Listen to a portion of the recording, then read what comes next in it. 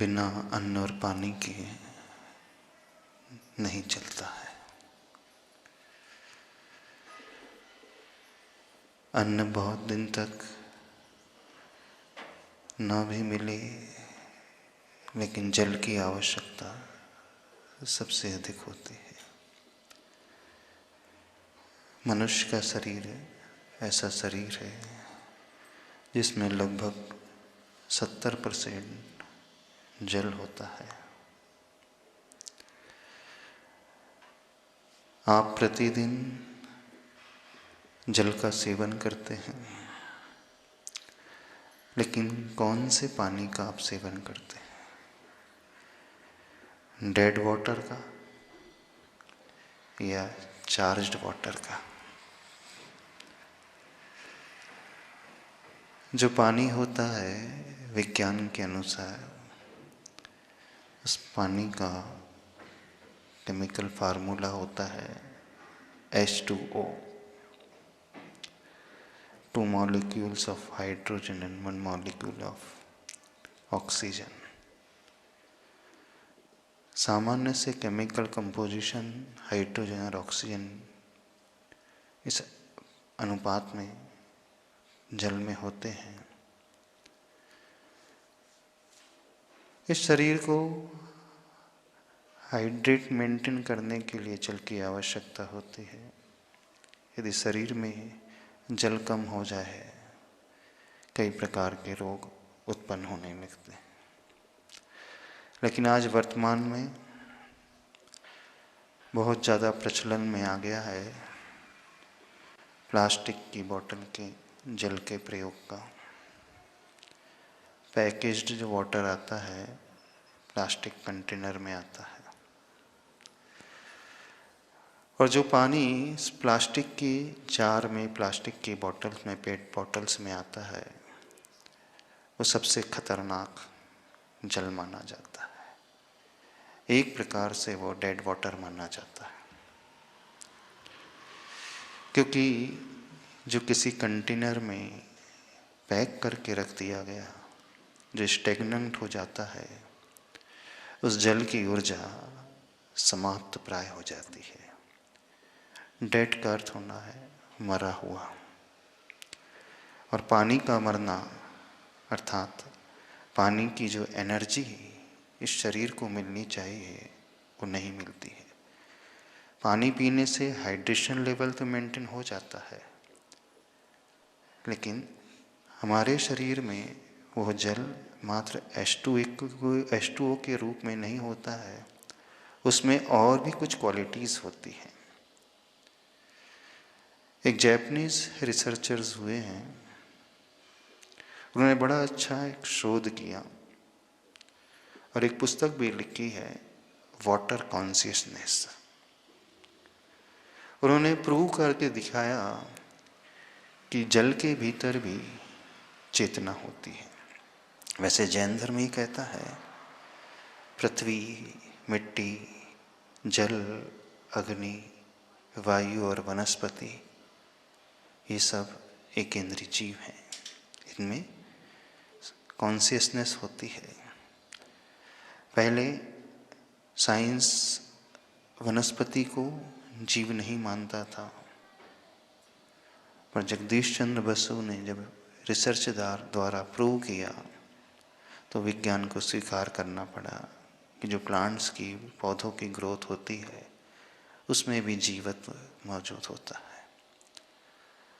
जैन धर्म ये कहता है जल में भी जीवत्व है, जल भी एक जीव है, उसके भीतर भी प्राण है, उसके भीतर भी चेतना है। वो पत्थर, वो मिट्टी, वो भी एक जीव है, उनके भीतर भी चेतना है। वो अग्नि, वायु, जो 5 भूत संस्कृति में, भारतीय संस्कृति में स्वीकार किया गया है, पृथ्वी, जल, अग्नि, वायु आदि, इन सभी भूतों में जैनिज्म जीव के रूप में देखता है। तो उस जापानीज रिसर्चर्स ने जो प्रूव करके दिया, बड़ी अच्छी बात, उन्होंने जल में जीवत्व शक्ति को सिद्ध किया।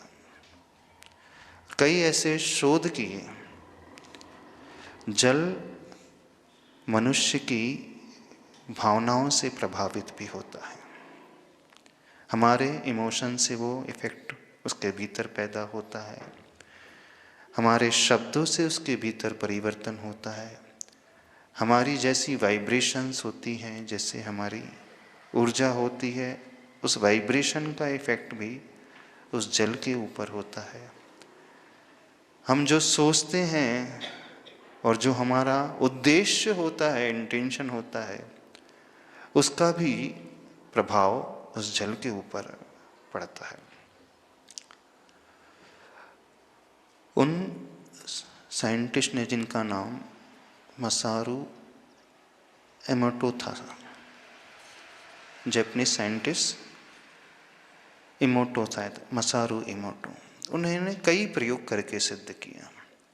एक कांच के गिलास में जल भरा और उस गिलास के सामने जाकर के बहुत सारी पॉजिटिव एफर्मेशंस उन्होंने अभिव्यक्त की, अर्थात ग्रेटिट्यूड के भाव उसके प्रति अभिव्यक्त किए। मैं तुमसे प्रेम करता हूँ, मैं तुम्हें धन्यवाद देता हूँ, तुम्हारे कारण ही मेरा शरीर स्वस्थ बना रहता है, तुम ही हैं इस पृथ्वी में सबको जीवन दान देते हो, तुम में बहुत करुणा है, तुम में बहुत वात्सल्य है, तुम इस पृथ्वी को चलाने वाले हो। ऐसी बहुत सारी पॉजिटिव एफर्मेशन, उस जल के प्रति धन्यवाद का भाव। ऐसी एफर्मेशन देने के पश्चात उन्होंने क्या किया, उस जल को फ्रीज कर लिया। वो बर्फ, जो जल अब बर्फ के रूप में कन्वर्ट हो गया, अब उस बर्फ को माइक्रोस्कोप के नीचे रख कर के उसकी स्टडी की और पॉजिटिव भावना अभिव्यक्त करने के पूर्व एक दूसरी गिलास में सिंपल जल को रख कर के फ्रीज किया, जमाया बर्फ के रूप में, और दोनों ही सैंपल को लेकर के माइक्रोस्कोप में रखा, जिसमें कोई भावना नहीं भाई गई थी। उस फ्रीज जल यानी वो आइस को देखा तो उसमें जो उनका क्रिस्टल फॉर्मेशन था, उसकी रचना अलग प्रकार की, और जिस जल के लिए अच्छी भावना दी गई, उस बर्फ में जो क्रिस्टल फॉर्मेशन आया वो बहुत सुंदर क्रिस्टल फॉर्मेशन आया। क्रिस्टल फॉर्मेशन मतलब उसी बर्फ में एक प्रकार की आकृति बन गई, जैसे हीरो का हार होता है, जैसे बर्फ स्नोफॉल होता है, ऐसे बहुत सुंदर अलग अलग प्रकार के पिक्चर्स उन्होंने इस बुक में बताए। यानी जब कोई मनुष्य उस जल को हाथ में रख कर के उसके सामने रहते हुए अच्छी भावना भाता है, तो उस जल के क्रिस्टल फॉर्मेशन में ये परिवर्तन आया। अब दूसरा एक्सपेरिमेंट उन्होंने किया, दूसरी गिलास में जल लिया और उस गिलास को हाथ में रख कर के अब नेगेटिव एफर्मेशन उन्होंने देना प्रारंभ किया। तुम एक नंबर के मूर्ख हो, बेवकूफ़ हो, जहाँ बाढ़ आ जाती है सारे गांव को, शहर को तहस नहस कर देते हो, कई लोगों के प्राण तुम ले लेते हो, तुम बहुत सेल्फिश हो, खुदगर्ज हो, तुम्हारे भीतर बहुत क्रोध का भाव है। लगातार इन नेगेटिव भावनाओं को उन्होंने कहना शुरू किया और थोड़ी देर के पश्चात पुनः उस जल को उन्होंने फ्रीज करके बर्फ के रूप में कन्वर्ट किया और माइक्रोस्कोप के माध्यम से स्टडी की, तो जो क्रिस्टल फॉर्मेशन आया एकदम डिस्टॉर्टेड क्रिस्टल फॉर्मेशन आया, यानी अजीब ही तरह के उसके क्रिस्टल नजर आने लगे। जहाँ अच्छी भावना भाई गई थी, वहाँ जो बर्फ में क्रिस्टल फॉर्मेशन बने थे बहुत सुंदर, जैसे सुंदर हीरो का हार हो, अलग अलग प्रकार की सुंदर सुंदर आकृतियाँ नजर आईं। और जिस जल को नेगेटिव इंफॉर्मेशन, नेगेटिव इंफॉर्मेशन दी गई हैं, उसका पूरा बिगड़ा हुआ क्रिस्टल फॉर्मेशन आया। तीसरा रिसर्च उन्होंने, तीसरा एक्सपेरिमेंट किया। अब एक ग्लास जल में को हाथ में लेकर के उसके सामने मंत्र पाठ करना शुरू कर दिया। अच्छा, बहुत सुंदर मंत्र लयबद्ध तरीके से उच्चारण करना शुरू कर दिया। और जिस जल के सामने मंत्र पाठ किया गया, प्रभु का नाम लिया गया, प्रार्थना की गई, अच्छे भजन, अच्छे शब्दों के माध्यम से ये क्रिया की गई, उसका जो क्रिस्टल फॉर्मेशन फ्रीजिंग करने के पश्चात जो नजर आया, वो सबसे सुंदर नजर आया। चौथा एक्सपेरिमेंट उन्होंने किया, एक ग्लास जल को लेकर के उसके सामने बैठ कर के बहुत लाउड साउंड में म्यूजिक बजा दी। पॉप म्यूजिक होती है, एकदम बहुत तेजी से, एकदम कान फोड़ू जो म्यूजिक होती है ना, एकदम तेजी से ऐसी ड्रम बीट्स निकली और उसके सामने चिल्लाना शुरू कर दिया। ये प्रोसेस करने के पश्चात पुनः उसे फ्रीज किया और उसके क्रिस्टल फॉर्मेशन को माइक्रोस्कोप में देखा, तो उसका क्रिस्टल फॉर्मेशन भी बड़ा डिस्टॉर्टेड नजर आया, अच्छा नजर आया। पांचवा उन्होंने एक्सपेरिमेंट किया फिर। अब उस एक ग्लास जल को रख करके उसके सामने बहुत soft music, classical music play कर दी, जैसे बांसुरी की ध्वनि होती है, बहुत स्लो वाइब्रेशन को लेकर के जो सूदिंग म्यूजिक होती है, जिसे सुन करके हमें बहुत अच्छा लगता है। वीणा की जो तार वाली बहुत अलग ही म्यूजिक, शांत भाव से थोड़ी देर तक उस म्यूजिक को उसके सामने बजाया गया और आधा घंटा होने के पश्चात पुनः उस सैंपल को उन्होंने फ्रीज किया और उसकी फ्रीज करने के बाद माइक्रोस्कोप में देखा तो ये नज़र आया कि यहाँ जो क्रिस्टल फॉर्मेशन आए इस बर्फ में, ये बहुत अच्छे नज़र आए। ऐसे 5-6 एक्सपेरिमेंट किए और 5-6 एक्सपेरिमेंट करने के पश्चात वह इस कंक्लूजन में निकले कि जो पानी होता है, वाटर होता है, उसके भीतर भी एक कॉन्शियसनेस, चेतना होती है।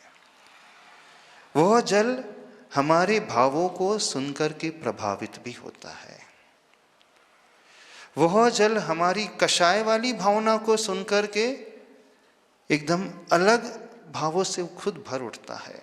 उसके भीतर इस प्रकार के क्रिस्टल डिस्टॉर्शन वाले पार्ट्स नजर आए। और जिसको अच्छा संगीत सुनाया गया उसमें भी वो परिवर्तन, जिसे बुरा संगीत सुनाया गया उसमें इस प्रकार का परिवर्तन। कहने का अर्थ है, जल के भीतर एक क्वालिटी होती है, वो अपने सराउंडिंग में रहने वाले जो भी ह्यूमन बीइंग, मनुष्य होते हैं, उनकी भावनाओं के संप्रेषण से वो प्रभावित हो जाता है। यदि कोई अच्छा करुणावान व्यक्ति के अच्छे इंटेंशन को लेकर के कुछ कह रहा हो, सोच रहा हो, तो भी उसके क्रिस्टल फॉर्मेशन में अंतर नजर आ जाता है। अर्थात वो जल हमारे इमोशंस को भी समझता है, हमारे शब्दों को भी समझता है, हमारे उद्देश्य को भी समझता है, हमारे विचारों को भी समझता है।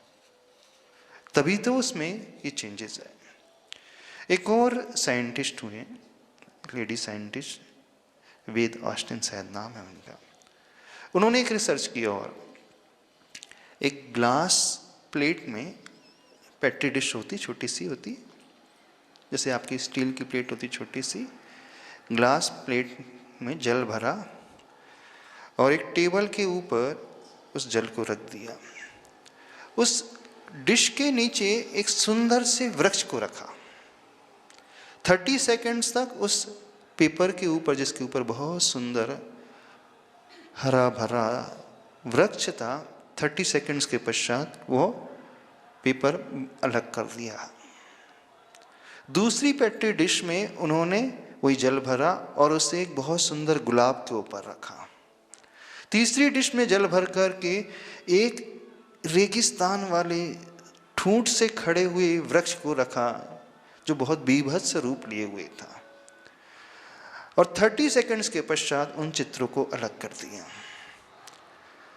अब ये करने के पश्चात उस जो प्लेट में रखा हुआ जल उसे उन्होंने फ्रीज किया, जमा दिया, बर्फ के रूप में जमा दिया। और जब बर्फ के रूप में जमाया, माइक्रोस्कोप के माध्यम से, सूक्ष्मदर्शी यंत्र के माध्यम से उसके क्रिस्टल्स को देखा तो क्या निकल कर के आया? जो चित्र कागज में बना हुआ था ठीक वैसा ही चित्र बर्फ के क्रिस्टल्स ने उस आकार को ग्रहण कर लिया, यानी उस बर्फ के टुकड़े में वैसा ही वृक्ष नजर आया। दूसरी जिस डिश के नीचे गुलाब का सुंदर फूल रखा था, वहाँ पर उस बर्फ में वैसा ही चित्र नजर आया, और जहाँ एक ठूंठ से वृक्ष को रखा था उस प्रकार का अलग प्रकार का चित्र नजर आया। यानी जल के भीतर ये क्वालिटी होती है, जो इमेज उसके नीचे आती है जिसे वो एकदम टच जैसा कर लेता है, तो उस इमेज को तुरंत वो कैप्चर कर लेता है। अब देखना कैसे कैसे रिसर्च साइंटिस्ट ने किए हैं। एक रिसर्च हुआ था जहां भावनाओं का इंप्रेशन उन पर आ गया, शब्दों का प्रभाव उस जल के ऊपर आ गया। अब आप कहोगे जल तो एक इंद्रिय जीव है, क्या वो सुन सकता है? जैन धर्म के अनुसार जल में तो सिर्फ स्पर्शन इंद्रिय होती है, टच सेंस होता है। ना वो सुन सकता, ना देख सकता, ना सूंघ सकता है, ना वो खा सकता है। हाँ, जल जीव है, लेकिन उसमें एक ही इंद्रिय होती है, मात्र स्पर्शन इंद्रिय।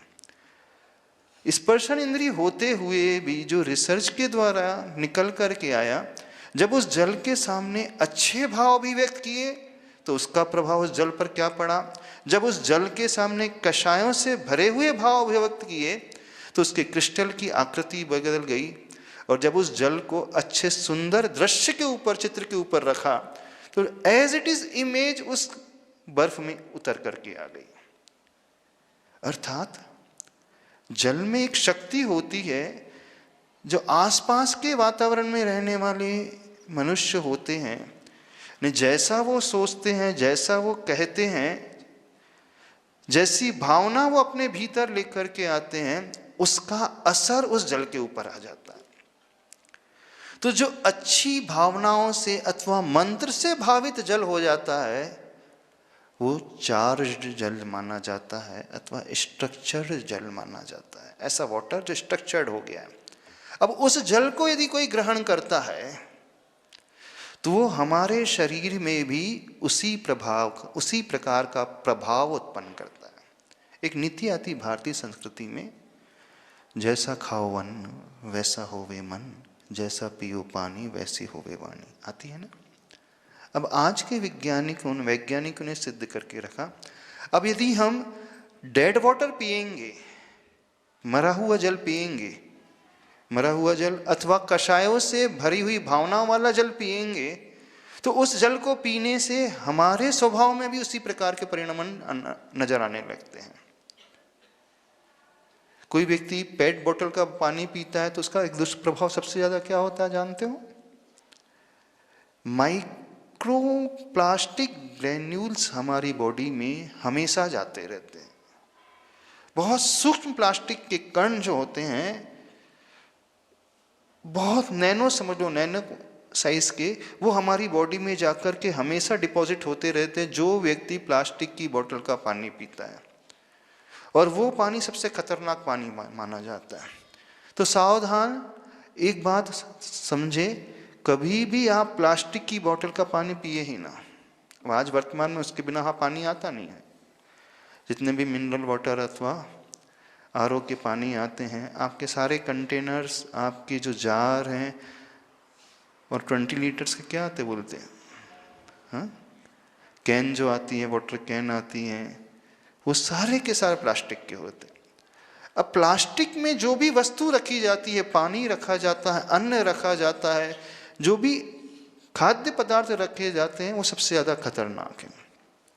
वो हमारे शरीर को दूषित करने लगते हैं। और कषाय से जो भरा हुआ जल होता है, वह भी हमारे भीतर उस प्रकार की भावनाओं को जगाने लगता है। और कोई व्यक्ति अच्छी भावना से भावित जल को पीता है तो उसका परिणाम हमारे मन पर भी इस प्रकार से होने लगता है। भारतीय संस्कृति में हमेशा कहा जाता है कि जब भी आप भोजन कर रहे हो, पानी पी रहे हो, तो पहले प्रभु को याद करो। कहा जाता है।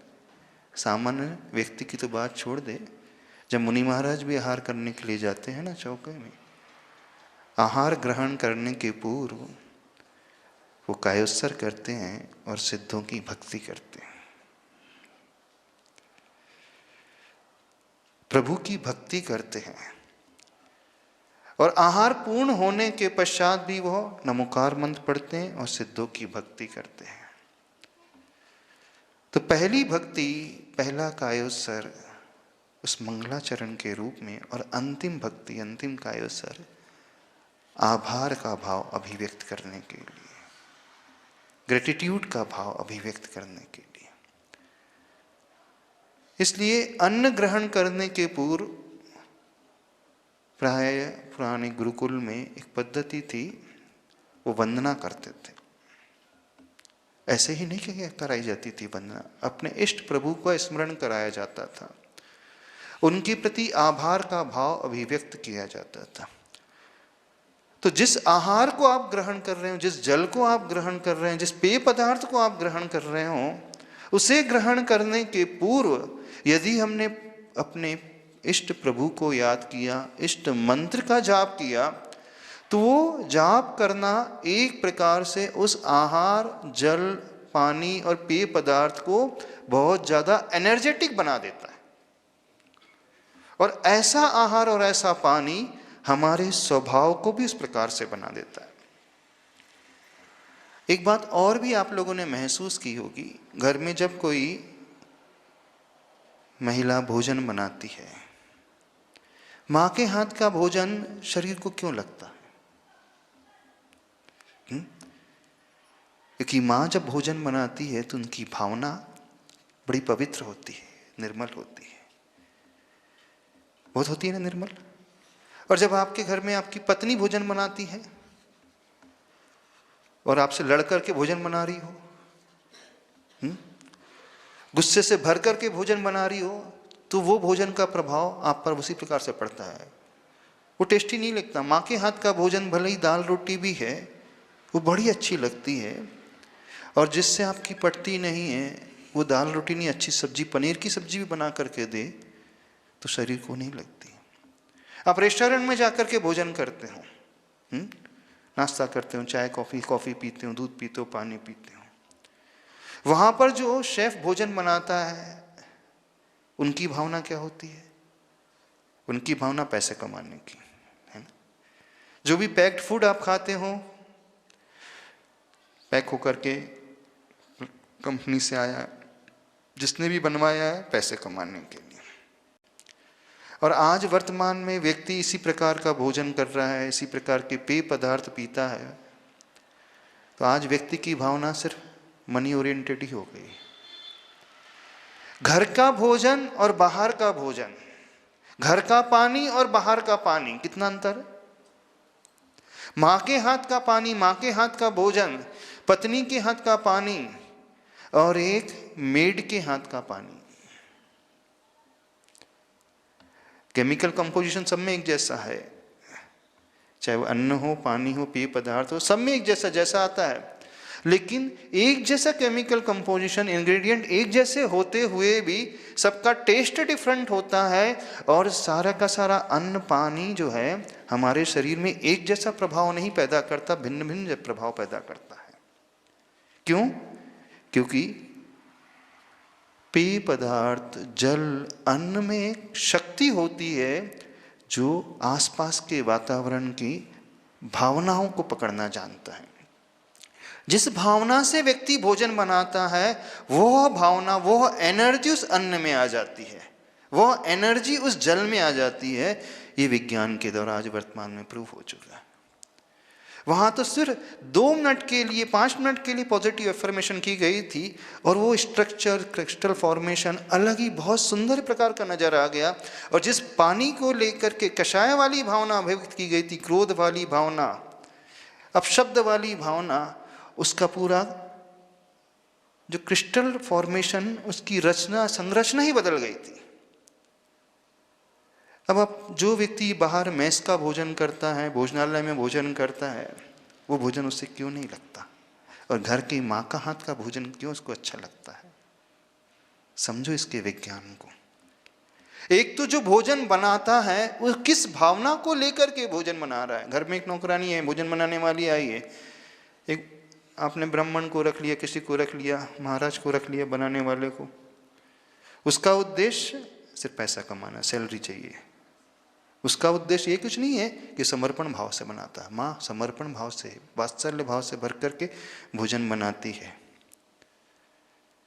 यानी जिस भावनाओं को रख करके आप भोजन बनाते हो, जो भी, और सबसे ज़्यादा इफेक्टिव यदि कुछ होता है तो भोजन से भी ज़्यादा इफेक्टिव होता है तो वाटर, पानी।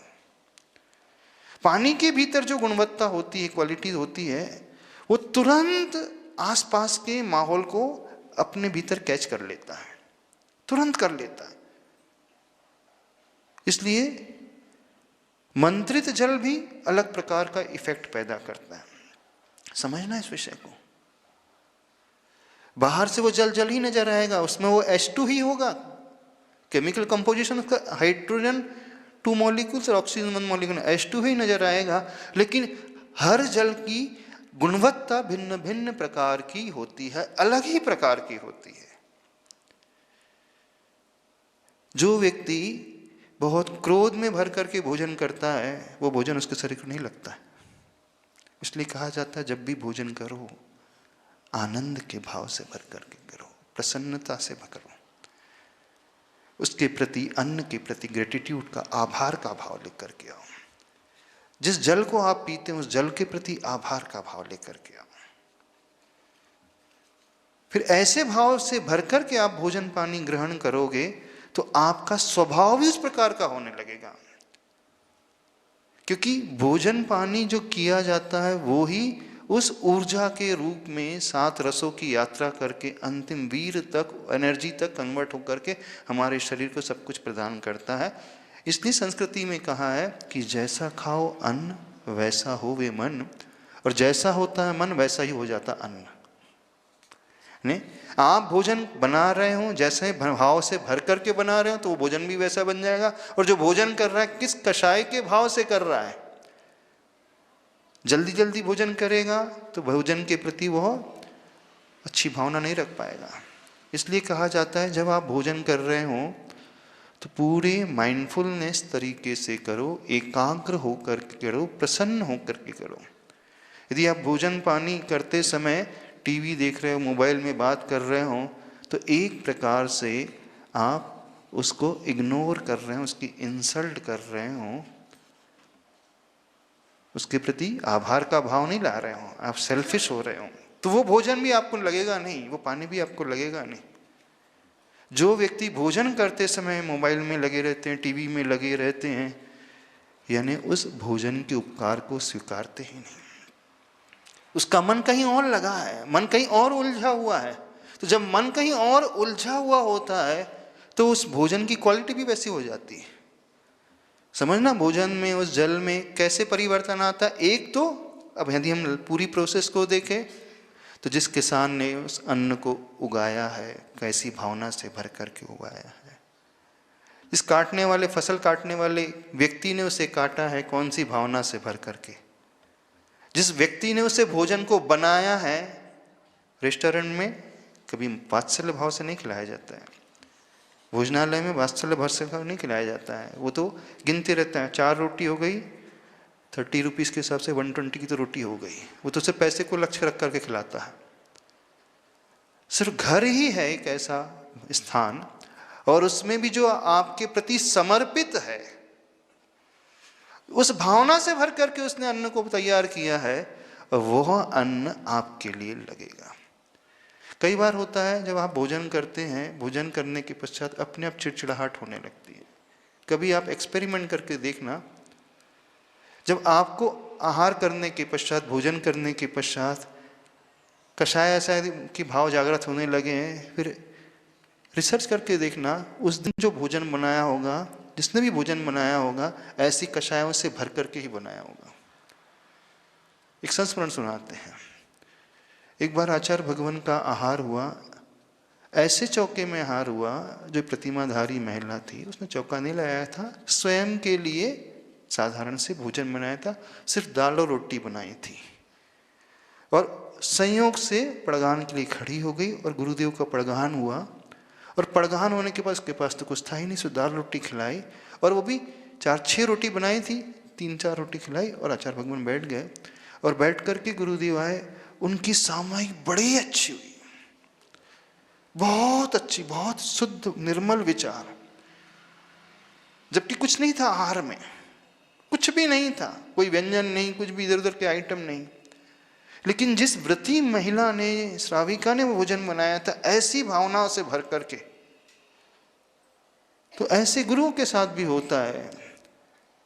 प्राय तो गुरु के लिए जो भी दाता होता है वो आहार बनाता है बड़े पवित्र निर्मल भावों से भर करके, उपकार के भावों से भर करके बनाता है, और कुछ होते हैं जिनके आहार नहीं होते, कषायों से भर करके चिड़चिड़ाहट में हमारे तो आहार ही नहीं हो रहे हैं, हम परेशान हो गए, तो भोजन वो आहार उतना नहीं लगता। तो समझे हमारा आहार, हमारा जल, हमारा पानी जो है हमारी हर प्रकार की प्रतिक्रिया को एकदम कैच करने वाला होता है, और जल में सबसे ज़्यादा ये टेंडेंसी होती, क्वालिटी होती, वो तुरंत कैच कर लेता है। इतना ही नहीं, यदि उस जल के सामने का आसपास का वातावरण बहुत सुंदर रखा जाए, सुगंधित रखा जाए, तो वो जल भी उस क्वालिटी का हो जाएगा। और जिस किचन में बहुत गंदगी रहती है, समझना, कचरा फैला रहता है, इधर उधर बर्तन पड़े रहते हैं, पानी फैला रहता है, व्यवस्थित देखने में ही नहीं लगता है, तो वो वहाँ का रखा हुआ जल, वहाँ का बना हुआ आहार भी उस बेस्ट क्वालिटी का हो नहीं सकता, क्योंकि वातावरण उस प्रकार के दुर्गंध का है, वातावरण उस प्रकार की नेगेटिव एनर्जी का है, वातावरण चारों तरफ गंदगी का है। और जहाँ बहुत नीटनेस और क्लीननेस मेंटेन होती है, वहाँ सुगंधी आदि फैली हो, आसपास कोई गार्डन हो, फूल आदि हो, तो उसका असर उस पानी में भी, उस जल में, उस आहार में भी आ जाता है। कुछ समझ रहे हो कि नहीं? सबसे बड़ी आश्चर्य वाली बात जो नजर आई, सबसे सुंदर क्रिस्टल की जो रचना हुई इन सब में मंत्र के माध्यम से हुई। अब देखना, जिस जल को तो आप पीते हैं, अब वही जल यदि कोई मंत्र पढ़ करके प्रभु की प्रतिमा के ऊपर अभिषेक के रूप में प्रयोग करने लगे, तो वो उस जल में कैसे अतिशय नहीं आ जाता। वो इसलिए बहुत पावरफुल, शक्तिशाली मेडिसिनल प्रॉपर्टी को लेकर के गंधोदक बन जाता है। क्योंकि जब भी वो मंत्रित जल, यानी जहाँ अभिषेक शांति धारा की जाती है, व्यक्ति लगातार मंत्र का पाठ करते रहता है, देखना। और जिस प्रतिमा के ऊपर से वो जल प्रवाहित होता है वो अपने आप में एनर्जेटिक होती है। इसलिए लैब में ये सिद्ध हुआ है, गंधोदक सबसे ज्यादा पावरफुल होता है, क्योंकि जल में एक क्वालिटी होती है, कैरेक्टरिस्टिक होती है, जैसा उसे वातावरण मिलता है उस प्रकार की वो वर्गणाओं को तुरंत ग्रहण कर लेता है। ये उन वैज्ञानिक ने प्रूव करके दिया है। तो क्यों गंधोदक में अतिशय आ जाता है? गंधोदक में अतिशय वहां रहने वाली प्रतिमा जो स्वयं एनर्जेटिक होती है, वो पाषाण की, वो धातु की, और जब जल अभिषेक के रूप में डाला जाता है तो वो मंत्र का उच्चारण होता है, और जितने शुद्ध तरीके से मंत्र का और जितने शुद्ध भावों से भर करके उस मंत्र के साथ धारा होगी, वो गंधोदक उतना अतिशयकारी बनता है। समझो इस विज्ञान को। व्यक्ति समझता ही नहीं है, जब भगवान का अभिषेक होता है तो बोलते तो जल है, इसमें क्या फर्क पड़ता है। नहीं, केमिकल कंपोजिशन भले उसका H2O रहेगा, लेकिन उसकी क्वालिटी, उसकी कैरेक्टरिस्टिक में जमीन आसमान का अंतर आया हुआ होगा। अभी तक किसी ने किया नहीं, हम आप लोगों से कह रहे हैं एक्सपेरिमेंट करके देखना। शुद्ध कुएं के जल को फ्रीज करके उसके स्ट्रक्चर, क्रिस्टल फॉर्मेशन देखना, फिर अभिषेक के पश्चात जो गंधोदक बने, एक सामान्य मंत्र पढ़ करके गंधोदक बनाना, उसको फ्रीज कराना, बर्फ के रूप में कन्वर्ट करके उसका क्रिस्टल, उसकी रचना निकालना, फिर शांति धारा के पश्चात आप आजमा करके देखो, प्रैक्टिकल करके देखो। अशोक जी आपको जिम्मेदारी दे रहे हैं। एक सामान्य कुएं के जल ग्लास में रख करके उसको बर्फ के रूप में जमा करके माइक्रोस्कोप से उसका टेस्ट कराना, सामान्य अभिषेक के पश्चात उस गंधोदक की टेस्टिंग कराना बर्फ के रूप में जमा करके, और शांति धारा के पश्चात एक सामान्य व्यक्ति शांति धारा पढ़े और एक मुनि महाराज शांति धारा पढ़े, उस मंत्र का उच्चारण करें और वो जो गंधोदक बने उसे फ्रीज करके जो बर्फ के रूप में बदले उसका टेस्टिंग करा के देखना। सबका जो क्रिस्टल रचना नजर आएगी अलग ही अलग प्रकार की नजर आएगी, क्योंकि पानी के भीतर ये स्पेशल क्वालिटी होती है, तुरंत वो आसपास के वातावरण को कैच कर लेता है, उस शब्द की वर्गणाओं को कैच कर लेता है, उन भावों की वर्गणाओं को कैच कर लेता है, हमारे इमोशंस को, हमारे उद्देश्य को, हमारे विचारों को, थॉट्स को तुरंत कैच कर लेता है। और आसपास यदि कोई कषायों से भरा हुआ व्यक्ति हो तो वह भी उसे तुरंत कैच कर लेता है। पहले के जमाने में जो जल का प्रयोग होता था मिट्टी के बर्तन में घड़े में रखा हुआ होता था। मिट्टी अपने आप में एलिमेंट मानी जाती, सबसे अच्छा जल माना जाता है। और जहां वो जल भरा हुआ उसके सामने दीपक जला करके रख दो, उसकी शुद्धि कई गुना बढ़ जाएगी। और वहीं पर आप कोई मंत्र का जाप करो, मंत्र का पाठ करो, देखना उस जल की शक्ति कई गुना बढ़ी हुई पाई जाएगी। इसलिए आप सबसे कहना है, जब भी आप भोजन करो जल को पियो, पीने के पूर्व, भोजन करने के पूर्व अपने मन को शांत करना और मंत्र जाप करना, 9 बार नमोकार मंत्र पढ़ना, अहोभाव से भरना, प्रभु को, इष्ट प्रभु को याद कर लेना, एक भक्ति कर लेना और उस जल के प्रति ग्रेटिट्यूड की भावना से भरना, उसका आभार मानना, तुम्हारे कारण ही मुझे जीवन शक्ति मिलती है, मैं चल पाता हूँ, मेरा शरीर स्वस्थ बनना है। तो देखना वो जल आपके लिए अपने आप औषधि का रूप ले लेगा, वो अन्न आपके लिए अपने आप बहुत बड़ी दवाई का रूप ले लेगा। और भूल करके भी कषायों से भर करके भोजन ना करो। आप भोजन कर रहे हो तो गुस्से से भर करके बिल्कुल नहीं भोजन की थाली में बैठो। जब तक आप रिलैक्स नहीं हो जाते, शांत नहीं होते, बिल्कुल नहीं करना भोजन। पानी भी पीना है तो एकदम शांत भावों से भर करके। और भूल करके भी पेट जार, पेट बोतल का यानी प्लास्टिक की बोतल का पानी का प्रयोग बिल्कुल नहीं करना। दूसरी बात, घर में जब आप भोजन बना रहे हो तो ध्यान रखें उस समय आपका मन अशांत नहीं होना चाहिए। आपका किसी से झगड़ा भी हो गया तो थोड़ी देर के लिए 15 मिनट के लिए विश्राम लेना, किचन में जाना ही नहीं। क्योंकि जब आप भोजन बनाओगे फिर भोजन नहीं परसोगे, जहर परसोगे सबके लिए, परिवार वालों के लिए जहर खिलाओगे। क्योंकि आपकी कषायों से भर करके बनाया हुआ पूरा भोजन, पूरा दाल सब्जी पेय पदार्थ, वो एक प्रकार से उसके लिए जीवनदायी नहीं सिद्ध होगा, प्राण घातक सिद्ध हो जाएगा, बीमारी पैदा करने वाला सिद्ध हो जाएगा। भूल करके भी कार्य नहीं करना। इसलिए पहले के ज़माने में आपने देखा होगा, जो दादी माँ रहती थी, भोजन बनाते समय छहडाला का पाठ, मक्तामर का पाठ, कोई भक्ति का पाठ, कोई भजन गुनगुनाते रहती थी, करती थी ना। इवन जब वो गेहूँ पीसती रहती थी उस समय भी कुछ ना कुछ मांगलिक पाठ करते रहती थी। और उन पाठ का बहुत असर पड़ता है, अन्न पर, पेय पदार्थ पर बहुत असर पड़ता है। और आज के ज़माने में आप भोजन बना रहे हो, बाजू में म्यूज़िक चल रही है, सॉन्ग चल रहे हैं, मोबाइल में बात कर रहे हो, यानी आपका उस समय इंटरेस्ट भोजन बनाने में है ही नहीं, आपका इंटरेस्ट कहीं और है। यानी मनोयोग से भोजन बन ही नहीं रहा, तो वो भोजन लगेगा कैसे?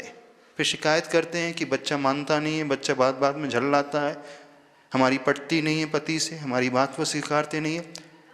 आपके पास तो एक चमत्कारिक मंत्र है, यदि आप पति को वश में करना चाहते हो तो उसका चमत्कारी मंत्र बता रहे हैं। जब भोजन बनाओ तो उसके प्रति बड़ा उपकार का भाव लाना, धन्यवाद का भाव लेकर के आना, बड़े शांत भाव से, आनंद भाव से भर करके बनाना। और ये सोच करके कि मैं जो भोजन बना रही हूँ इससे उनका शरीर स्वस्थ रहे, उनका मन स्वस्थ रहे, उनकी आत्मा स्वस्थ रहे। तो देखना उस भोजन का चमत्कार कितना आपको देखने को मिलेगा। अब आप मेट से भोजन बनवाओगे तो कभी आ नहीं सकता। आज की जो महिलाएं हैं भोजन बनाना चाहती नहीं, बोली नहीं हमारे तो काम वाली आ जाएगी, भोजन बनाने वाली जाएगी। अब उससे तो सैलरी दिख रही है, 500 रुपये रोज दिख रहे हैं, और आपने थोड़ा सा एक्स्ट्रा वर्क करने बोल दिया तो वो और कषाय करेगी। 500 रुपये में कितना काम करा रही मालकिन, बना तो देगी लेकिन वो अपशब्द बोलते हुए कषाय करते हुए बनाएंगी तो वो भोजन नहीं है, वो जहर है। तो यदि आप अपने बच्चों को स्वस्थ रखना चाहते हो, अपने परिवार के सदस्यों को स्वस्थ रखना चाहते हो, तो कम से कम भोजन स्वयं बनाना और प्रेम भावों से, आनंद के भाव से भर कर के बनाना। और जो आप भोजन कर रहा है उस समय भोजन के पूर्व वो अच्छा चिंतन अपने मन में लेकर के आए, तभी ये सार्थक बिल्कुल सिद्ध हो जाएगा। जैसा खाओ अन्न वैसा होए मन, यानी बनाने वाले का भी प्रभाव पड़ता है और स्वयं भोजन करने वाले की भावों का भी प्रभाव पड़ता है। और प्राय आज ये है वर्तमान में, कोई भी व्यक्ति जागृत होकर के आनंद के भाव से भर कर के भोजन करता ही नहीं। भोजन कर रहा है, नाश्ता कर रहा है, साथ में मोबाइल भी चालू है, यानी आपका उपयोग भोजन में है ही नहीं, तो भोजन आपको लगेगा ही नहीं, वो आहार आपके लिए कारगर ही नहीं होगा। समझ में आ रहा है कि नहीं? क्या समझ में आया? बनाने का, करने का और उसके प्रति आभार अभिव्यक्त करने का भाव। इसलिए जो संस्कृति में कहा गया है कि भोजन करने के पूर्व प्रभु को याद करें, भक्ति करें, भोजन के पश्चात उनके प्रति धन्यवाद का भाव लेकर के आए, तो वो आहार पानी एक प्रकार से औषधि का रूप ले लेगा। ठीक है, इतना ही रखें। अब तो ये आज विज्ञान ने भी सिद्ध कर दिया, शास्त्रों में लिखा था तो आप तो नहीं मानोगे, अब तो शायद मान लोगे। हाँ, विज्ञान ने सिद्ध कर दिया कि पानी के भीतर ऐसी क्वालिटीज़ होती हैं तो तुरंत वो ग्रहण कर लेता है। अब थोड़ा सजगता आ जाएगी, तो कोशिश करना। बोले संश्रमणी आचार्य गुरुदेव श्री विद्यासागर जी महाराज की जय। परम पूज्य निर्यापक श्रमण मुनि वीर सागर जी महाराज की, समस्त मुनि संघ की।